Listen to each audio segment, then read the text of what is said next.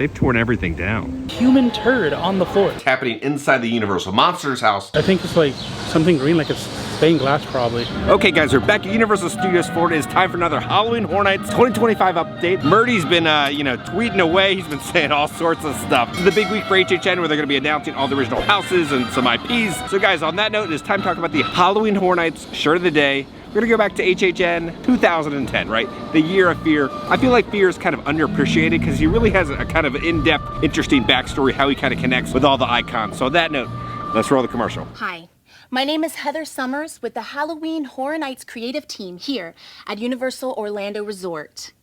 Now this is the 20th year of Halloween Horror Nights, but we're not just celebrating an anniversary.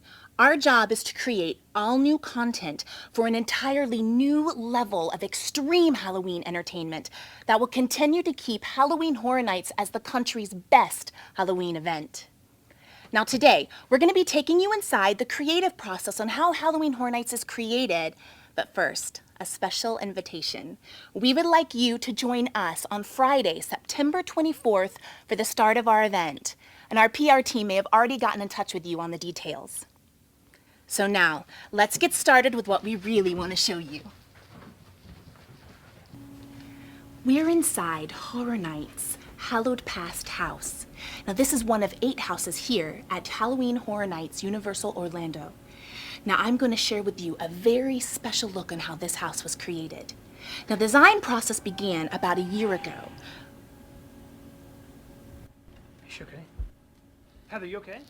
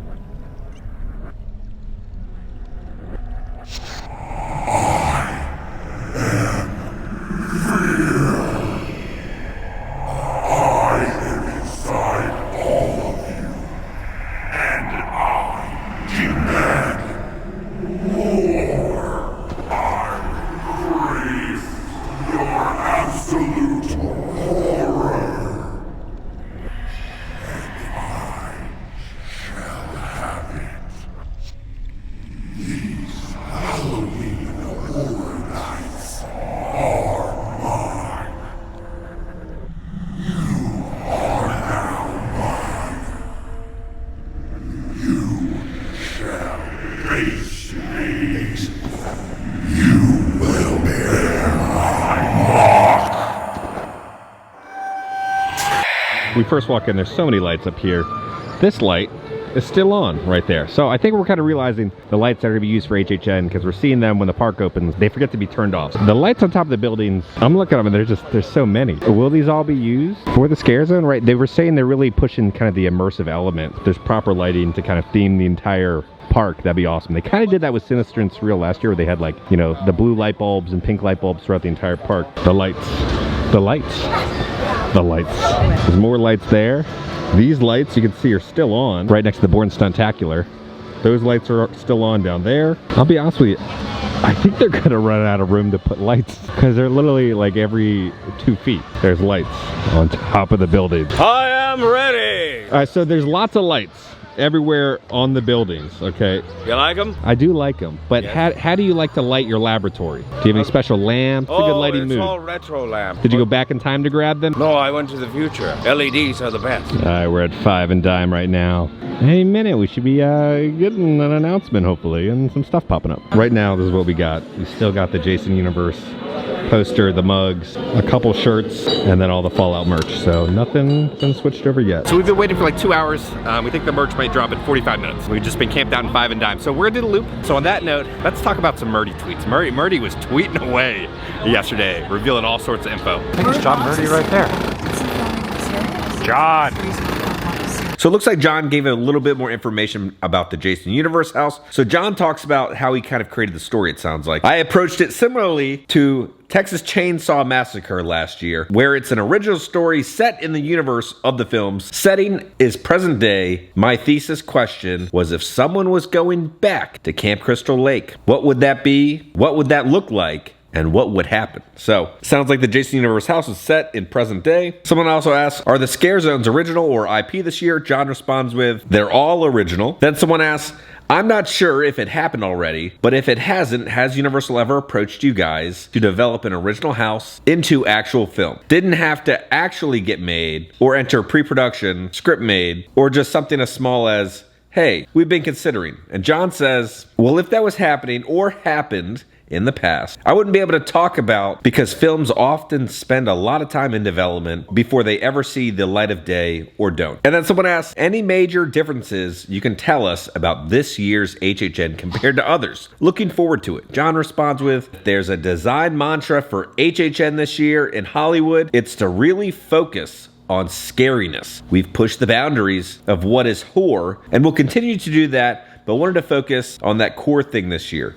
You'll see. Have you taken any inspiration from FanFest for HHN this year? John responds with, certainly, consulted with the team that did that and trying to learn what we can. Very different from HHN's demands. Is there a house that you want to do that haven't IP-wise? John responds with, yes, several. Some are just rights availability and very expensive and maybe not hot/relevant in terms of marketing. So I don't know if I'll ever get a chance to do them. And then someone asks, how much do you work with Horror Nights Orlando team? Like, has there been years where you haven't needed to? John responds with, yes. We didn't do much of that in the beginning of my era, but now we work very closely together on shared IPs. In the beginning, there wasn't much that we shared, so there wasn't the need. I speak to my partners in Universal Orlando every week now.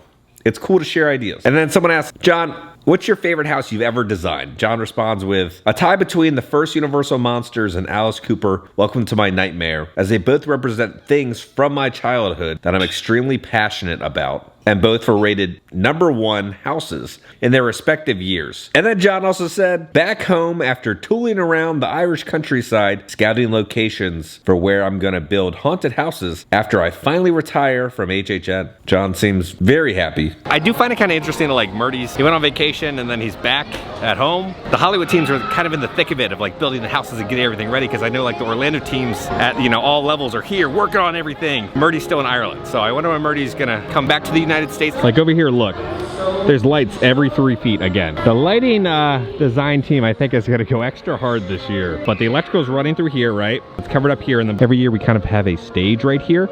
So it's still set up to run electrical. See wires still right there. So the wires just kind of go to nothing. So something's waiting to be plugged in right there. Spoiler alert, what's gonna be happening right over here? So right over here, they're gonna project the number 34 onto this clock tower.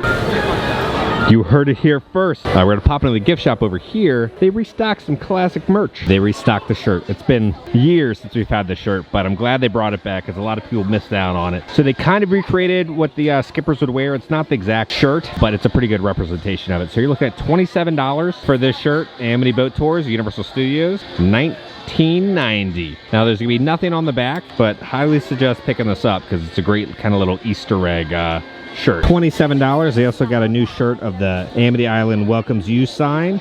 Now this is before it's been graffitied on. A little update on the Amity bathrooms. Again, slowly getting there. You can hear them grinding something. The bridge heading over to Springfield has been shut down. As you know, we saw the scaffolding yesterday, but it's all been shut down now. You cannot cross. So if you want to come over here, you're gonna have to go all the way around Men in Black to get to the Wizarding World. You can hear the drills going. They're cutting stuff. It does look like over here there's some new lights. There's a ton of lights right there, and now we can kind of see the we can see electrical cables going into the catwalk right over there for the heavily rumored nightmare fuel. Here's a better shot of the electrical cables going up. There's the new lights. This is where you used to check in for the Fear Factor experience, your number, some little hidden scorpions down there. What do you think you see on the stage? I think it's like something green, like it's stained glass probably. I don't know.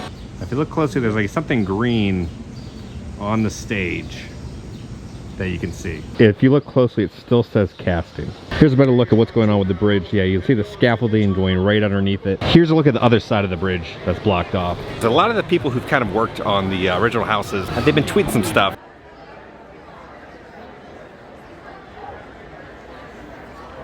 Hoss. So Skipper Haas tweeted out this, talking about the El Artista house. So he says, you were not ready. Top 10 houses of all time. And then a bunch of other people talked about the houses who worked on them. So Ramon said this: working as the show director and writer of this experience and Sergio's story is a dream I'll forever cherish. This house was not only a passion project for me, but for everyone involved in making it a reality. Grateful for their partnership in bringing this to life for HHN 34. So Jordan says this: I don't say this lightly. This is easily the top 3 prettiest houses ever built. Every time I'm in there, I find something new. The scale is incredible. And then Charles Gray says this: this will be a multiple walkthrough type house. From what Ramon and Dylan have created to the incredible decor and tech elements, this house is going to be appreciated by those looking for layers and scares. A little update about the Terrifier house. So if you remember on the news, it said El Artista, a Spanish haunting, and then it says Art Comes Alive. We were thinking Art Comes Alive, because it's next to a different bullet point, was the Terrifier house. It's still heavily rumored for the Terrifier house to be coming, but for some reason, in the description for the El Artista house, you can see Art Comes Alive in there. So people were thinking that maybe it was just a spelling error on the news. But don't worry, Terrifier, good chance that it's coming. And then Jordan also says this, talking about Hatchet and Chains, Demon Bounty Hunters. He says, this one rules, dudes. Red Dead Undead Nightmare vibes. If you've ever played the Red Dead Undead DLC, it's incredible. So that makes me really hyped for this house. There's an electrical cable coming off of the roof right there. That's all coiled up down here. So these guys just walked by and he said there was a literal human turd on the floor. I love the random things you hear people say in a theme park because you never know what you're gonna hear. Where do you think the human turd could be? Somewhere around here. If you know, you know. This is where we are. We're almost 4 hours in, hoping merch drops here at 5 and Dime. While we wait, we're gonna show you. John, there's a lot of vampires around you. What's the joke of the day? All right. Better. Well, no. Better? No, I have A positive. A positive. That's the worst. I love O negative. No, yeah, I'm awesome. Are you ready for the joke of the day? Yeah. What do you call 2 witches that live in the same apartment? I don't know. Broommates. Broommates? Get it? Get it? Oh. You know what? I gotta go. Bye. Okay, welcome back. We're thinking maybe they're waiting for West Coast time. Hey, so I'm just curious, do you know anything of what's going on? Silence is always the best answer, but something would help. It is now 4 o'clock. We don't think anything is going to happen. But you know what is going to happen? We're going to go to the speculation map right now. Okay, so first off, we're going to start off with the speculation map for Universal Studios Hollywood. Their Halloween Horror Nights. So this is Hollowed Out Horrors speculation map. The Legacy of Voorhees, right? Jason Universe. And then Monstros, Isle de las Muñecas, Fallout, The Horrors of WWE, Five Nights at Freddy's, Scarecrow the Reaping, Poltergeist, Terrifier, and then for the Terror Tram 2, Blumhouse. And then for live entertainment, Purge, Dangerous Waters, and then a Hami Kumai meet and greet. For Universal Studios Orlando, for the haunted houses, Horrors of WWE, The Artist, Five Nights at Freddy's, Howlmouth Cemetery, Roots of Shadows, Terrifier, the Jason Universe House, Harvest Moon, Viking Village, Fallout, Tortured Toys, and then Hatchet and Chains, the Demon Bounty Hunters. And then for scare zones, there's Blum Zone, Werecats, and then the Monster Masquerade. And then Nightmare Fuel returning. So there's another speculation map we're going to go over in the next video, but this is just Hollowed Out Horrors' 3rd version of their speculation map. Here's a better look at the construction happening over by the Blue Man Group. They've torn everything down. That is wild. So yeah, whatever's coming is going to go all the way out to City Walk. All right, let's pop in the Universal Studios store here at City Walk, see if there's any new merchandise that's popped up. Not sure if this is new, but it's almost like a snakeskin fanny pack with then the Death Eater symbol right there. The Death Eater symbol's metal. If you look down at the bottom, you'll see the snake. $38 for this short sleeve shirt. You have kind of a hint of a tie-dye design right there. $29. We also have a new trucker cap. Got one of the spells on the side. $32. We have a Borgin & Burke short sleeve shirt. Pretty soft design. For an unnamed price, we have another Borgin & Burke's hoodie for Nocturne Alley in London. $65, you have a little Death Eater wallet. And then $30, you got the classic Have You Seen This Wizard? Here we got a little Pygmy Puff bag. It's pretty small. Looks like some pearls. Put some stuff inside your little Pygmy Puff bag. And then they have the crazy hat. This has been around for a little bit. But down here, you're looking at $35 for some pygmy puff slippers if you want to rock those. $30. We have a new Hedwig headband. There's some wire in there so you can kind of pose the wings a little bit, but it's nice and fuzzy and you can kind of see his eyes. All right, we made it to City Walk. We're gonna be going to Vivo. We're gonna try the new special focaccia. They do give you some bread service, which is great. I ordered some other bread. Remember when Disney used to have bread service at every restaurant? Here it is. It looks awesome. So up here is going to be marinara, basil pesto, eggplant. And then there's like saffron and marinara and some pesto and goat cheese or something. And there's a lot of things happening on a couple pieces of focaccia, but let's see how it is. It's kind of almost like a little pizza. Every little bite's gonna be a different flavor. That bread service was great. Every single bite was a different flavor. It evolved over the piece of focaccia. It comes with dipping sauces, but you don't need the dipping sauces because there's so much flavor packed into every square millimeter into that bread. Nice and fluffy, but also crispy on the outside for the bread. I'm gonna do a 9 out of 10. So what is this pizza? The meat pizza? Yeah, it's called the meat pizza. I'm gonna do like an 8 out of 10. We also got the chicken parm, linguine noodles, marinara, deep fried chicken, cheese on top. Yeah. Chicken parm, I'm gonna do a 7 out of 10. Standard chicken parm, nothing life changing. Got the job done. So on that note, let's go back to the office and talk about some more HHN stuff. Okay guys, we're back in the office, so we have some more Halloween Horror Nights little updates to talk about. So Rob tweeted out this. So if you don't know who Rob is, he's the Group Creative Director of Universal Destinations and Experiences. He tweeted out at MCO Vegas bound. So it looks like a bunch of the teams are gonna be heading over to Vegas right now. Hopefully we're actually gonna get like photos and actually videos of how it looks on the inside right now, because we've only ever seen the concept art. And then there was also an article that was released that kind of explained a little more what's happening inside the Universal Monsters house in Vegas. Visitors will see the mausoleum of the monster hunter Van Helsing, the mummy's tombs, Dracula's castle,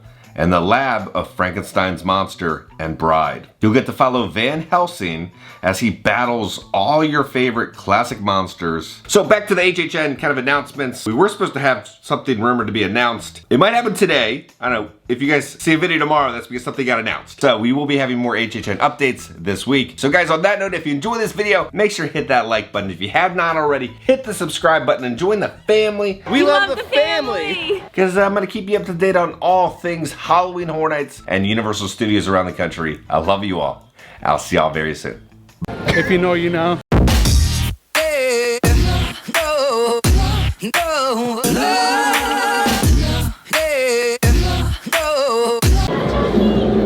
Silence is always the best answer, but something would help.